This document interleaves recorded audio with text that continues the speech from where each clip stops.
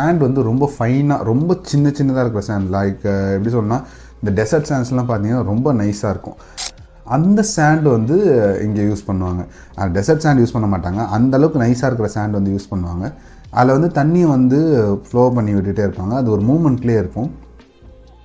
So இது என்ன பண்ணுன்னா இதில் வந்து ஹை சர்ஃபேஸ் ஏரியா இருக்குது. ஏன்னா சாண்டே சின்னதாக இருக்குது அப்படின்றதுனால இதோட சர்ஃபேஸ் ஏரியா பார்த்திங்கன்னா ரொம்ப அதிகமாக இருக்கும். ரொம்ப அதிகமான எஃபிஷியண்ட்டான ஒரு பயோ ஃபில்டர்னு சொல்லலாம் இது.